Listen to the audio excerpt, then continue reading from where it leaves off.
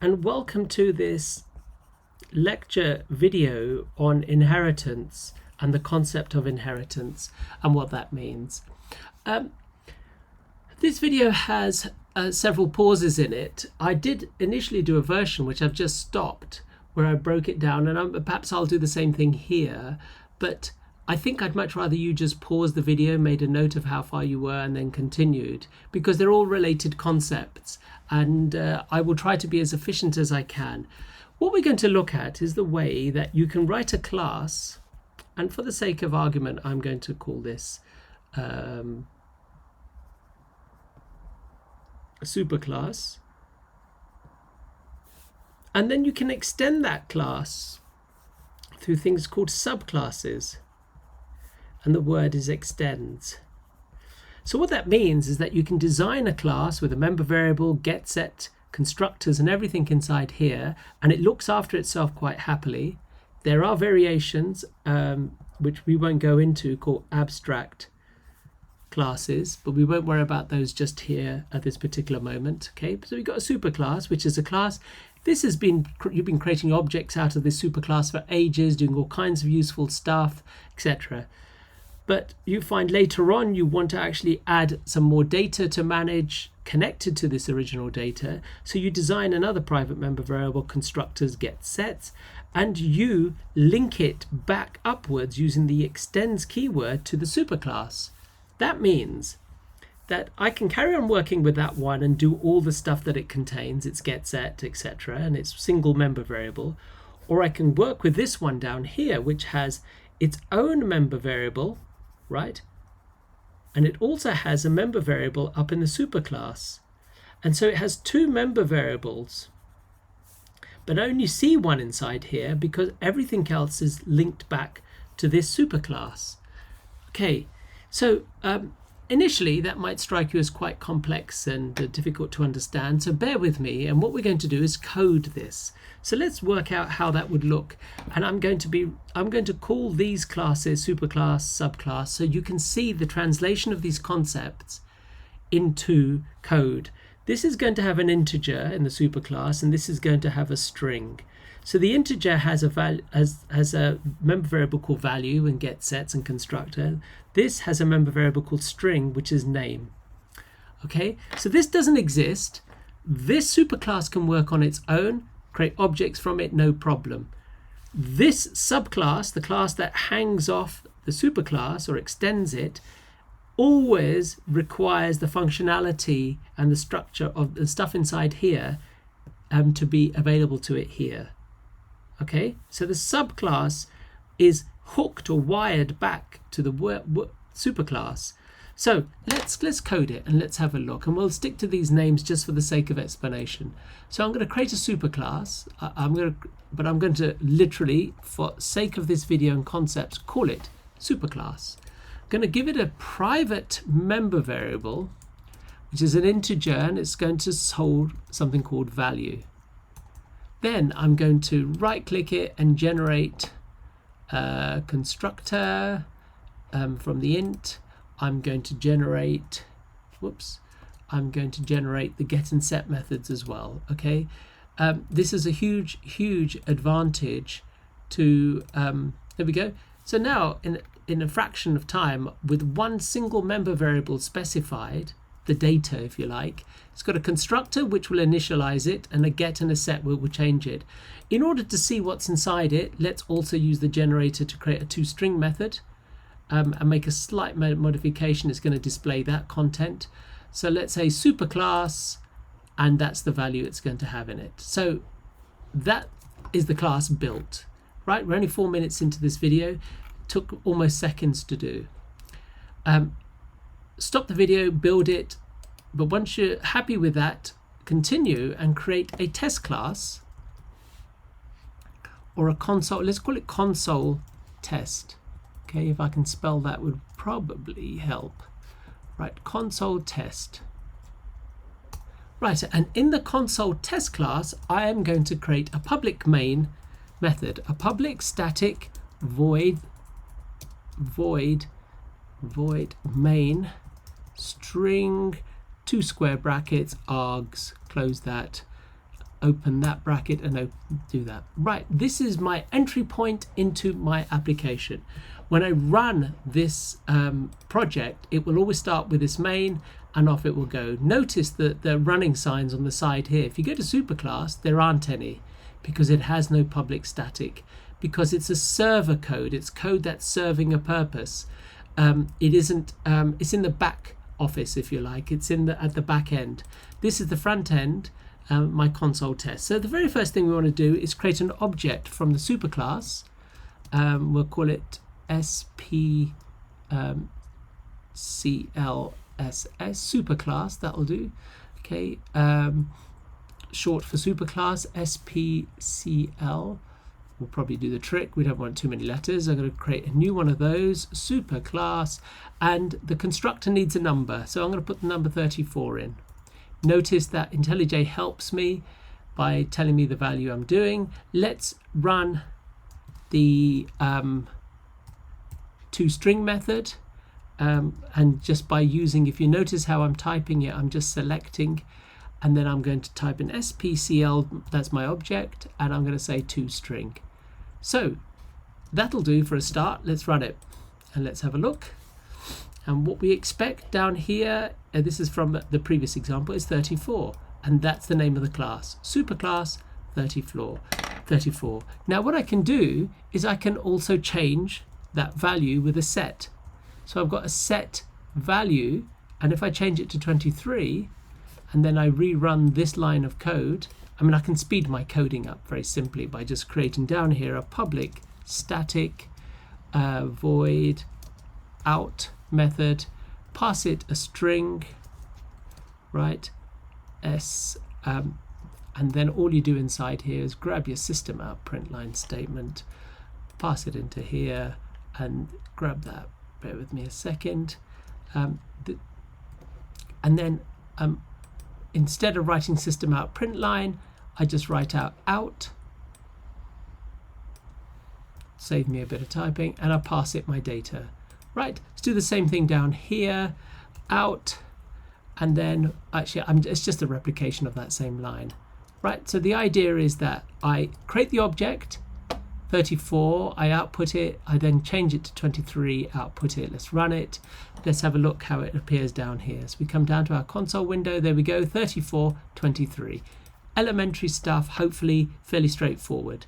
So now I've got a superclass. Now, if you think about our notes, I wanted to create a subclass which hangs off that superclass. So it will include all the functionality of the superclass, but I'll add to it a member variable called string name, add its own local get set and constructor, and then we'll start looking at how the constructor actually links back upwards to this. So let's go create a new class. Right, and we'll call this subclass 1 because I might create several of them, and we're only thinking about the concept here. I'm not going to type in the extends just yet because that's a basic subclass, right? And if I were just writing a class, I would do private string and its value is going to be name. Okay, now actually what I want to do is wire it back. I want this wiring to occur between that, so I can use all of that in my derived class, my subclass. So I need this extends keyword. So what I do is after the name of the class up there, I type in extends and I type in the name of the superclass, which conveniently I've called superclass. Now it's going to underline it with red. It does it, if you look at the message, if it will show it to me, there we go, it says create a constructor.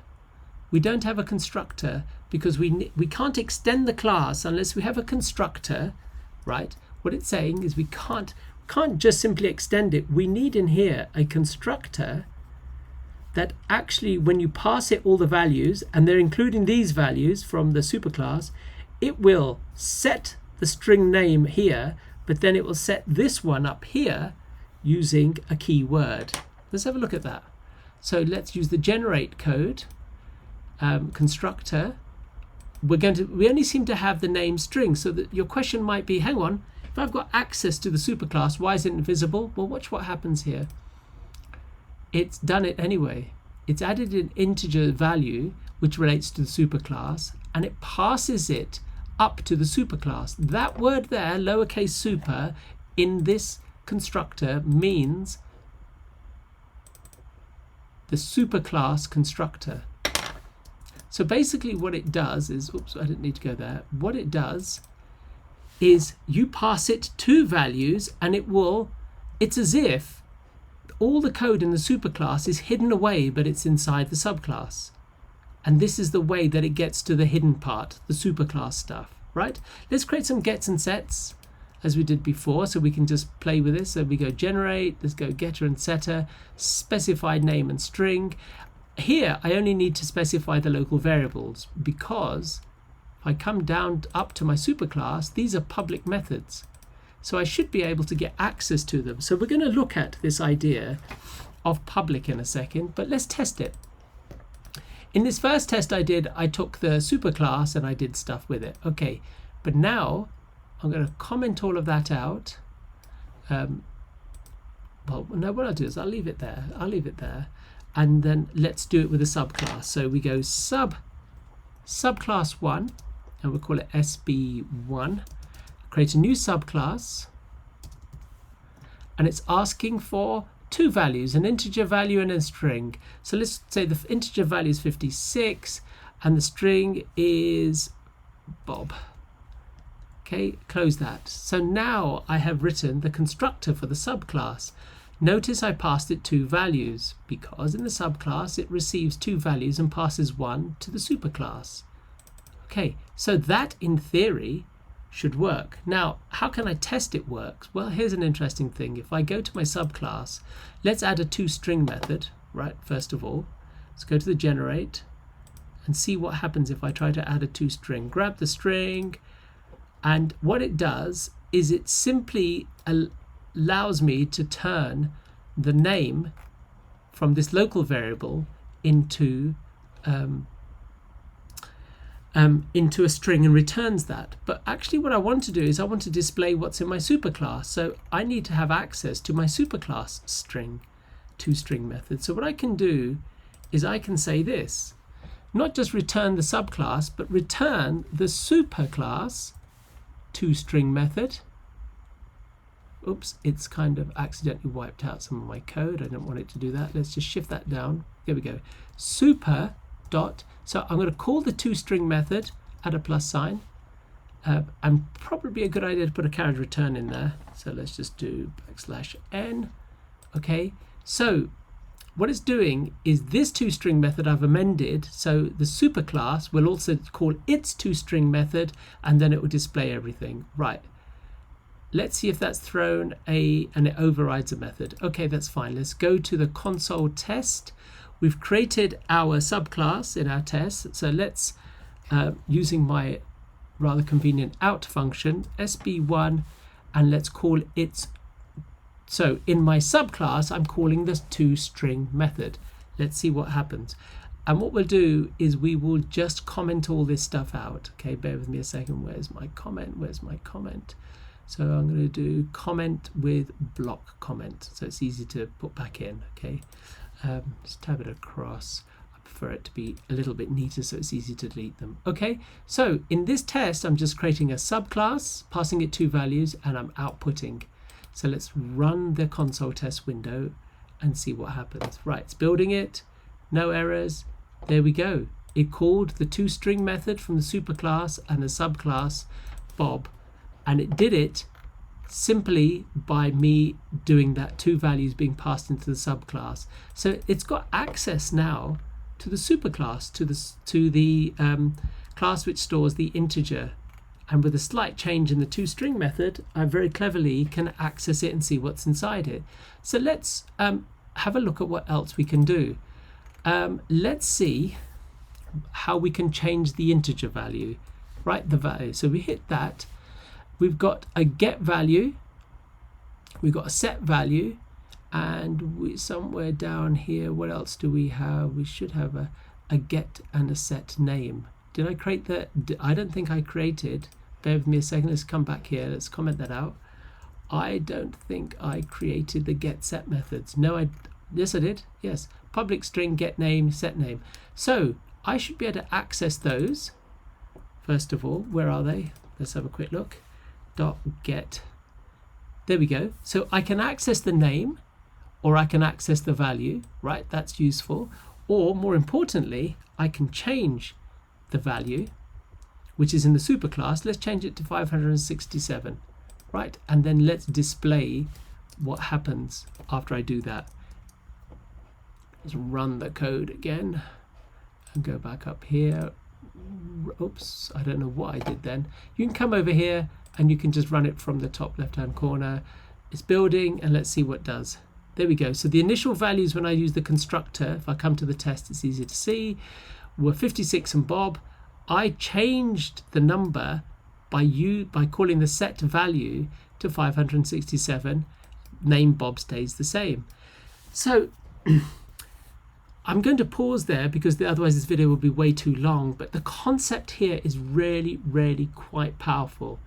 I can write a class, which in this example I've called superclass. I can get it to do stuff as long as it makes sense to itself.